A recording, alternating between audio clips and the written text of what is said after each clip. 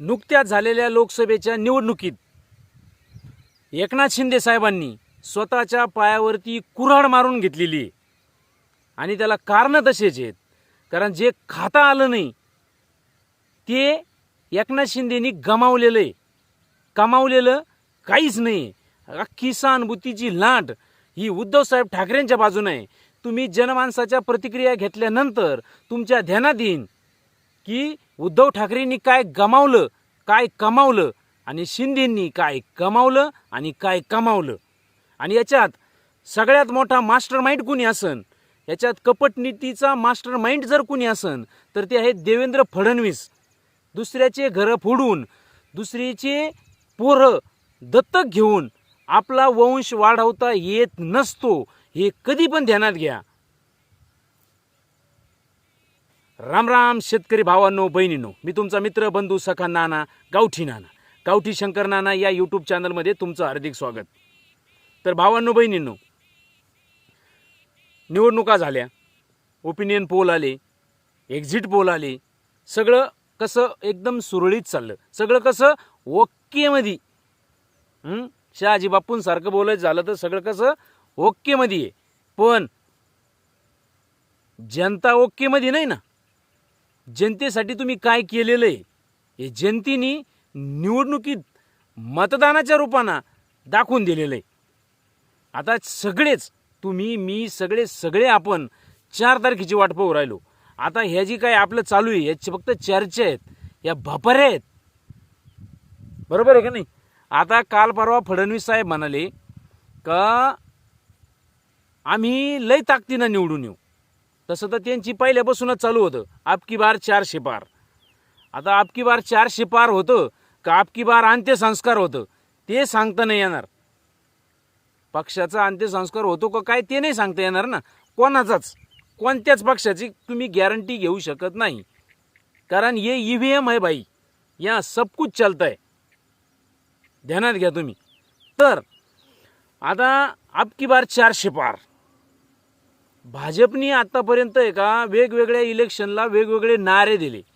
Shining India, make in India, आपकी बार 400 पार, हर हर मोदी, घर घर मोदी, ह्या ज्या नारे दिले त्यांनी, याच्यात ते बऱ्याचशा अंशी फक्त सक्सेस झाले असं म्हणता येईल का, ध्यानात घ्या तुम्ही. आणि भाजपचे लोक किती म्हणत असले, बर अजित पवार साहेब हे भ्रष्टाचारी आहेत, 70-72 हजार कोटीचा जलसिंचन घोटाळा त्यांनी केलेला आहे, हे आरोप कुणी केले, भाजपनी. बरोबर आहे की नाही. गाडीभर पुरावे कोणाकडे होते, त्या किरीट सोमय्या साहेबांकडे. आता तेच अजित पवार साहेब यांच्या मांडीला लावून बसले. आता गाडीभर पुरावे कुठे गेले. आता अजित पवार भ्रष्टाचारी नाहीत का. आणि मग तुम्ही तुमचं ही जी जनतेला काय दाखवता, काय जनतेला तुम्ही येड्यात काढता का, तुमच्या मतदारांना तुम्ही येड्यात काढता का. जे तुम्ही म्हणत होते की राष्ट्रवादीशी युती आता नाही, आपद नाही, शाश्वत नाही, कधीच नाही म्हणत होते का नाही. मग आता त्याच राष्ट्रवादी बरोबर, त्याच घड्याळ चिन्हाबरोबर तुम्ही युती केली. खरं आहे का खोटं आहे. आता उद्धव साहेबांबरोबर तुमचं 4 भिंतीत काय ठरलं होतं हे आम्हाला माहीत नाही आणि आम्हाला त्याच्याशी देणं घेणं पण नाही. बरोबर आहे की नाही. आम्हाला फक्त एकच का दुसऱ्याचे घरं फोडून, दुसऱ्याचे पोरं दत्तक घेऊन तुम्ही वंश वाढवू शकत नाही. तुम्ही तुमचा पक्ष मोठा करू शकता, पण मी एवढ्या बाबतीत आहे का सगळ्यात जास्त मार्क कोणाला देईन तर ते फक्त राजसाहेब ठाकरेंना. त्या माणसाने, तो माणूस ज्यावेळेस शिवसेनेतून फुटला त्यावेळेस शिवसेना सोडली, समजा त्यांनी फुटला नाही म्हणता येणार, ज्यावेळेस त्यांनी शिवसेना सोडली त्यावेळेस ते अख्खी निम्मी शिवसेना सोबत घेऊन जाऊ शकत होते. पण त्यांनी स्वतःच्या ताकदीवरती 13 आमदारापर्यंत निवडून आणले. ही ताकद त्यांची होती. त्यांनी पक्ष नाही फोडला. पक्ष फोडून 40 लोक सोबत घेतले. त्या सोबत घेतलेल्या लोकांच्या कपाळावरती मेलं तरी पण गद्दारीचा शिक्का आयुष्यात जाऊ शकत नाही. जाईन का. जसं त्या दीवार पिक्चरमध्ये बच्चनच्या हातावर लिहिलेलं होतं मेरा बाप चोर है, तसं यांच्या कपाळावरती गद्दार हा जी शिक्का बसलेला आहे हा जाईल का हो? तुम्ही सांगा. तो यांच्या कपाळावरती परमनंट टॅटू तयार झालेला आहे. मग त्याचा फटका निवडणुकीत बसणार का नाही? आता परभणीचे विद्यमान खासदार बंडू जाधव त्यांचं स्टेटमेंट बघितलं का तुम्ही? काय ते म्हणाले, मी जर ठाकरेंना सोडलं असतं तर मी निवडणुकीत 100% पडलो असतो. बरोबर आहे का नाही? मग जर शून्य झालेले ठाकरे, शून्य झालेले शरद पवार, आता बरेच जण मला काय म्हणते माहिती आहे का, तू तुतारीचा माणूस आहे का? अरे तुतारी मुतारी गटारी यांचं मला काय घेणं देणं आहे? मी ना कमळाचा माणूस आहे, ना मशालीचा माणूस आहे, ना धनुष्यबाणाचा माणूस आहे, ना तुतारीन मुतारीन गटारीन. मी कशाचाच माणूस नाही. मी शेतकरी आहे. आणि भारतरत्न डॉक्टर बाबासाहेब आंबेडकरांनी आम्हाला बोलण्याचं स्वातंत्र्य दिलेलं आहे. मला माझं मत व्यक्त करण्याचं स्वातंत्र्य बाबासाहेबांनी दिलेलं आहे आणि त्याचाच वापर मी करतो. बरोबर आहे की नाही? मी कोणत्याही एका पक्षाची बाजू घेत नाही. फक्त मला जे खरं वाटतं, जे तुमच्या पोटात आहे ते माझ्या होटात आहे, ते फक्त मी बोलून दाखवतो. तुम्ही बोलत नाही. ध्यानात घ्या तुम्ही. आता तुम्ही विचार करा, निवडणुका झाल्या, पहिले 2.5 वर्ष उद्धव साहेब सत्तेत होते. शेतकऱ्यांसाठी त्यांनी कर्जमाफी केली. 100% शेतकऱ्यापर्यंत ती पोचली. माझ्यासारख्या गावगाड्यात गावखेड्यात राहणाऱ्या शेतकऱ्यापर्यंत ती कर्जमाफी पोचली. पण त्याच्या आधी फडणवीस साहेबांनी एक कर्जमाफी केली होती. त्यावेळेस पण उद्धव साहेब त्यांच्या सोबत होते बरं का. तर फडणवीस साहेबांनी केलेली कर्जमाफी किती शेतकऱ्यांपर्यंत पोहोचली? ज्या शेतकऱ्यांपर्यंत पोहोचली ना त्यांनी व्हिडिओला कमेंट करून सांगा. ज्यांच्यापर्यंत पोहोचली नाही ना त्यांनी सुद्धा कमेंट करून सांगा. तुम्ही सरसगट 1.5 लाख रुपये माफ नव्हते केले त्या टायमाला.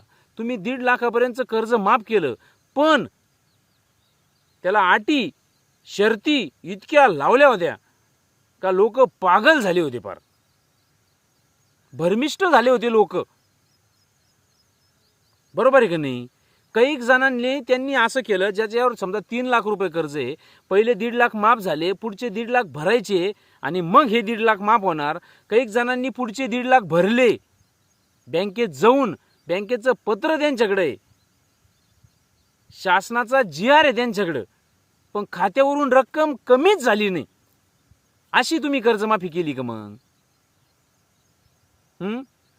किती मंत्री, मी समजा उद्धव साहेबांच्या बाबतीत पण म्हणा किंवा फडणवीस साहेबांच्या बाबतीत पण म्हणा, शिंदे साहेबांच्या बाबतीत, किती मंत्री हे शेतकऱ्याच्या बांधावर आले. महाराष्ट्राचा कृषी मंत्री कोण आहे हेच लवकर माहीत होत नाही. मला अजूनही देशाचा कृषी मंत्री कोण आहे हेच माहीत नाही. मग हे आपलं शेतीविषयी धोरण आहे का? तुम्हाला आम्ही मतदान करतो म्हणून आम्हाला तुम्हाला बोलण्याचा अधिकार आहे. आम्ही पैसे घेऊन मतदान नाही करीत. जे अहो विचार करा, जे लोक पैसे घेऊन मतदान करते का ते लोकांची परिस्थिती अशी आहे, साधा बैल घ्यायला गेलं ना, बैल, आपण एखाद्याला बैल म्हणलं तर राग येतो, पण साधा बैल घ्यायला जरी गेलं ना तरी 30-40 हजार रुपये एका बैलाला लागते आणि तुमच्या मताची किंमत 200 रुपये. मग तुम्ही बैलापेक्षा किती कमी किमतीचे याचा तुम्ही विचार करा. बरोबर आहे की नाही? शेतकऱ्याच्या बाबतीत ह्या सरकारने रासायनिक खताच्या किमती कुठं नेऊन घातल्या आणि येऊन जाऊन हिंदुत्व खतरे में. अरे 70-80% हिंदू जर भारतात येत तरी हिंदुत्व खतरे में येतं. मग हिंदुत्ववादी पक्ष सत्तेत आहे तरी हिंदुत्व खतरे में येतं. नेमकं काय परिस्थिती काय सांगते? म्हणून मी सांगतो, या लोकसभेच्या निवडणुकीत भाजप सरकार पडल्याशिवाय शेतकऱ्यांसाठी अच्छे दिन येणार नाहीत. बरोबर आहे की नाही? भाजप सरकार पाडलं पाहिजे तरच शेतकऱ्यांना अच्छे दिन येणार आहेत. म्हणजे काँग्रेस लई चांगलंय असं याचा अर्थ नाही होत, पण दगडापेक्षा ईट मऊ. आलं का तुमच्या ध्यानात? काँग्रेस लई सोन्यावानी असं नाही. सोन्याचे भाव कुठे गेले आणि शेतकऱ्याचं पांढरं सोनं कापूस त्याचे भाव कुठे गेले? सोयाबीनचे भाव कुठे गेले? शेतकऱ्यांसाठी काय? तुम्ही 50-50 कोटी घेऊन तुमचे परपंच सुधरवले, तेच पैसे तुम्ही इलेक्शनला वापरले, बरोबर आहे का नाही? पण शेतकऱ्याला काय नाही, मतदाराला फक्त वाटीभर रस्सा आणि 5 वर्ष बोंबलत बसा. याच्या पलीकडे काय दिलं तुम्ही शेतकऱ्यांना? मतदारांना काय दिलं तुम्ही? तुम्ही जो जाहीरनामा प्रसिद्ध करता त्याच्यात तुम्ही तुमचा पक्ष झाल्यापासूनचा जो जाहीरनामा आहे त्याच्यातल्या किती गोष्टी तुम्ही आज पूर्ण केल्यात हे सांगा. ह्या निवडणुकीत आहे का भाजप सरकारची पडीच झालीच पाहिजे, त्याच्याशिवाय पर्याय नाही. जनता अब बदल चाहती है, बदलाव चाहती है. ध्यानात घ्या तुम्ही. काय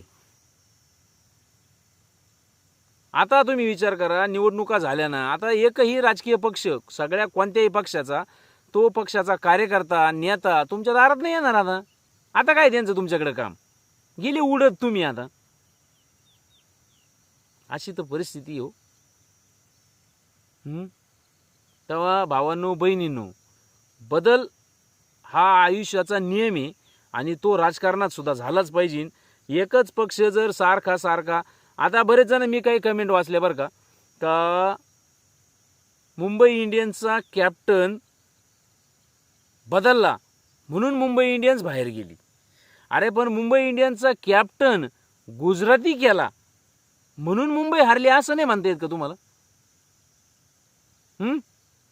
बरोबर आहे का नाही? आणि मुंबई आमची आहे आणि तिथं आवाज पण आमचाच राहणार. मुंबई बंद फक्त 2च लोक करू शकतात आज.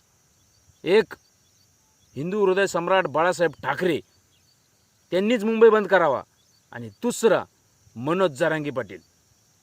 बाकीच्यांनी पोगो पाहायचा, मुगली पाहिजे, तो नाद नाही करायचा परत. आता ध्यानात घ्या तुम्ही. व्हिडिओ आवडला तर लाईक करा, नाही आवडला वरती लोटून द्या. पण मी तुमचं आहे, तुमच्यासाठी बोलतच राहणार. माझा राग येऊ काही येऊ, मला वाटतं माझे माणसं सुधारले पाहिजेत. तुम्ही माझ्या मागे किती खंबीरपणे उभे राहता ही वेळ आल्यावर कळन. पण मी तुमचं आहे, तुमच्यासाठी बोलत राहणार. तुम्हाला माझा राग येऊ काही येऊ. सगळ्यांना जय जवान, जय किसान, जय शिवराय.